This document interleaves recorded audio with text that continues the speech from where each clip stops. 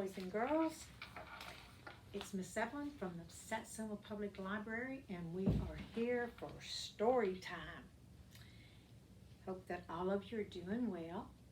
I've picked a book that's really interesting today. It's about gardening. And I bet all of you out there have helped mom or dad or grandmother or granddaddy one time in the garden or in the yard or planting something to grow. But this book today is called We Are Gardners, and it's by Joanna Gaines. And kids, so let's see what it is about gardening.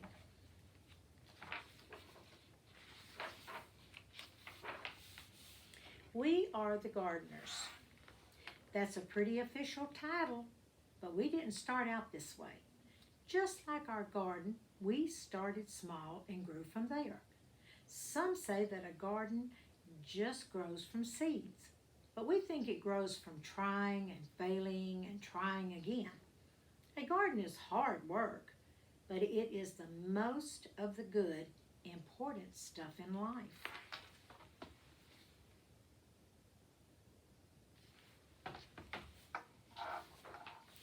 Our family's garden story began with one small potted fern.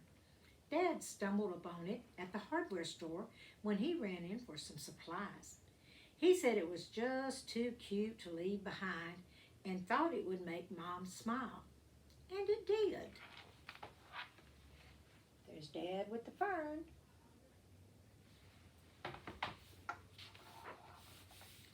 We chose a sunny windowsill for that pretty little fern. It seemed like a good, safe spot for him to grow. This was back when we were little kids, but we still remember visiting the plant each day to give him a drink, and sometimes we'd even whisper to him a bit.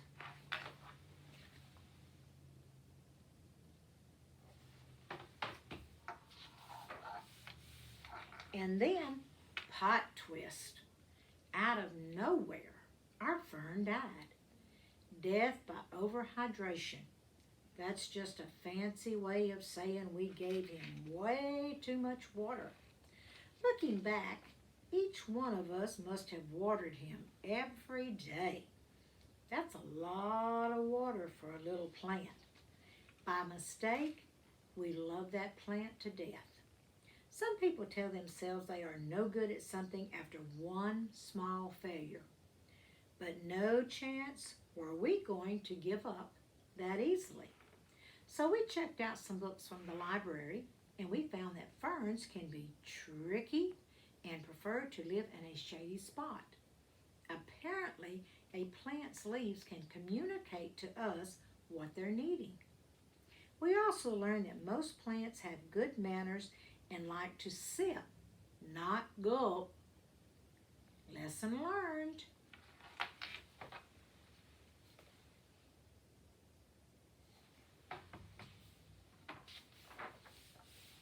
Dad got us a fresh fern, and with it came fresh hope. This time, we set the pot on our piano, way on the other side of the room where the sun wouldn't give him so much attention. We made a watering schedule and took turns saying a lot of nice things to our little sprout of a plant. And fern number 2 lived and thrived and grew. And finally, Mom got him a little potted friend. And then another. And then 1 or 2 more. We noticed that talking to our plant actually helped them grow bigger and stronger. So we added some songs and jokes into the mix. Unlike when we overwatered, 0 plants died from us talking too much. Pretty soon plants were taking over the house, and Dad said it was time to graduate to outdoor gardening.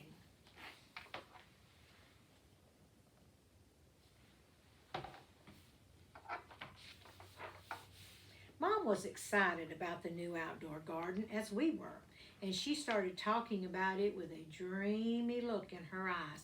That's when Dad called a family meeting so we could come up with a real plan.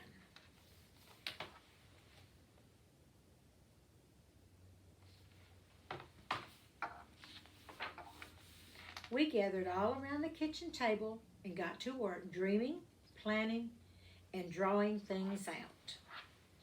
There sits the whole family doing that planning.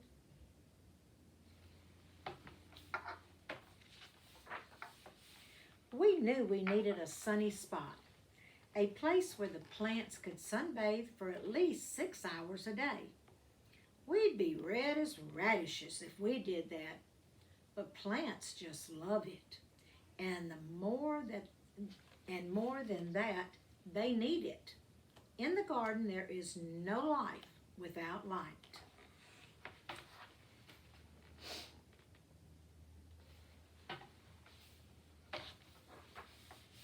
Dad always says that the foundation is the most important thing when it comes to building a house. A house can't be strong if it's built on something weak. And the same holds true in the garden. So to make the foundation of our garden strong, we filled it with something called soil. Good soil, which includes a bunch of tiny living things called organisms, can grow things in it. That's pretty amazing when you stop and think about it. A whole hidden world of life is happening beneath our feet. Just because you can't see the good things with your eyes doesn't mean they're not there. And another cool thing about soil is it feeds and strengthens the seeds we sow. And then, like a miracle, plants and flowers bust out of the ground.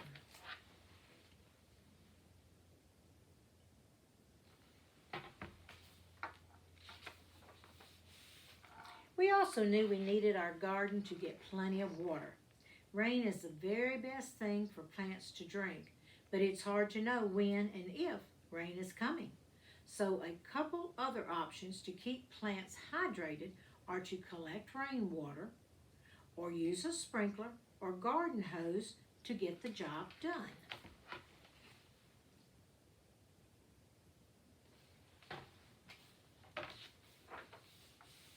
Once we had a location with plenty of sun, good soil, and a watering plan, we got right to work. First things first, seeds. The most fun of our planning out our garden was deciding what to plant.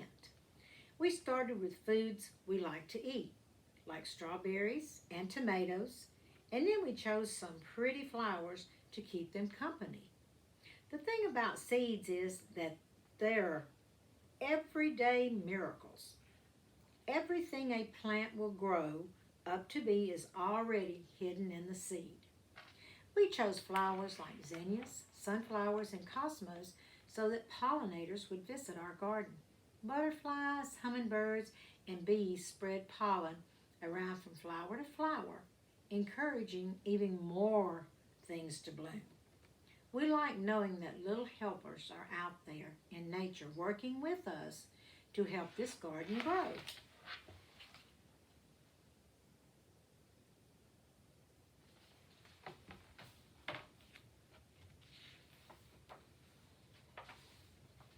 The bees must have put the word out that we had a pretty good thing going because, sure enough, all sorts of other creatures started to arrive.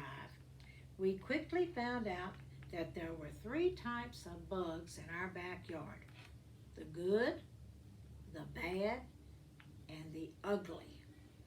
Let's start with the worst part. It was a pretty sad day when the aphidites arrived. They are some of the more well-known villains in the gardening world. They suck the life right out of the plants. But then the ladybugs showed up to eat those pesky aphidites for lunch. Ladybugs are for sure part of the hero camp, bravely protecting our plant friends from harm. And we've got to tell you about earthworms.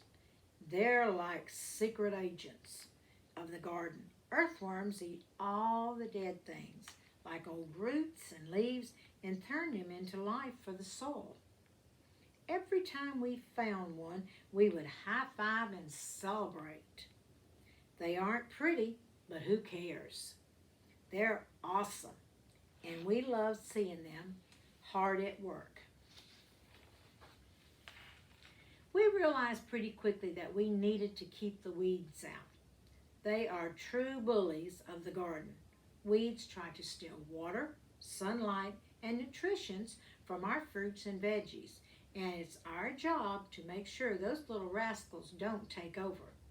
If we ignore the garden for too long, the weeds run wild and hurt our beloved plants. It's so much easier to do just a little bit every day. There they are pulling the weeds out of the garden.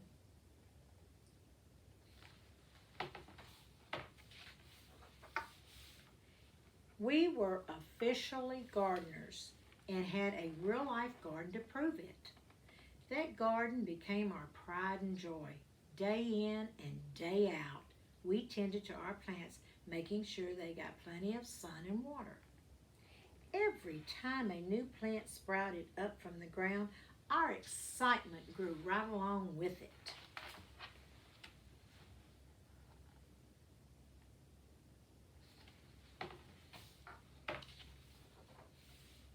As time passed, our garden grew bigger, and so did our family. When our garden was finally in full bloom and growing tall, we'd run through the aisles and watch the butterflies flutter all around us.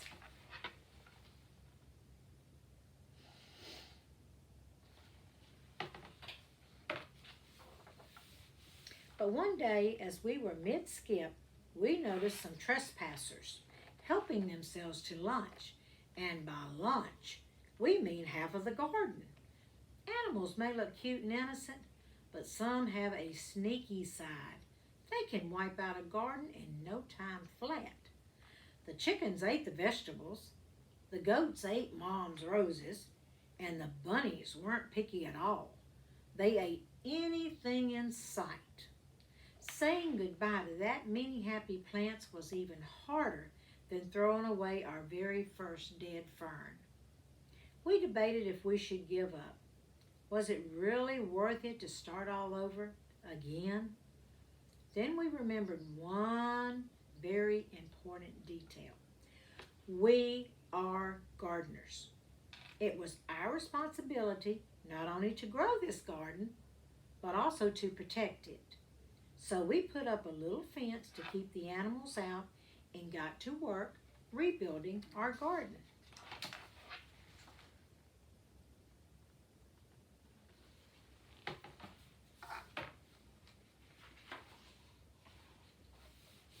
It didn't take long to get our plants and flowers growing tall again.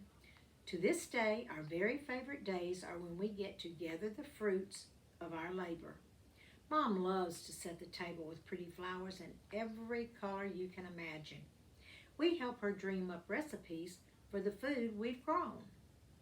Sometimes when we see all that beauty laid out, we can't believe our hands helped bring it to life, and it makes all the hard work worth it. It's what keeps us coming back day after day, season after season.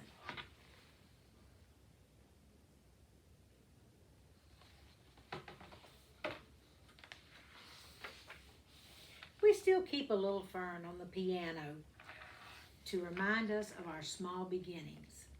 Every time we water it, we're reminded not to give up when things don't work out the first time.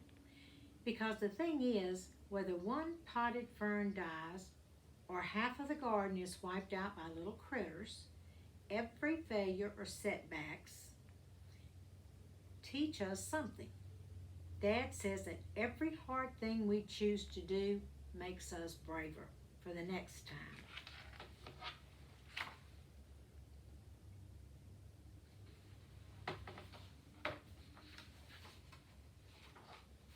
So there are many lessons waiting to be learned and a whole world of gardening ready to bloom. We are gardeners, and you can be too. The end. I hope you enjoyed the garden book. So if you get a chance to help Mom or Dad or Grandmother or Grandpa, be sure to help them with something to grow. I want to say hello to our Bridgeway babies and our library babies. We miss you. We hope you're all doing well until we get to see each other again. So to all of you, I bid a goodbye. I look forward to seeing you next week. Have a good afternoon.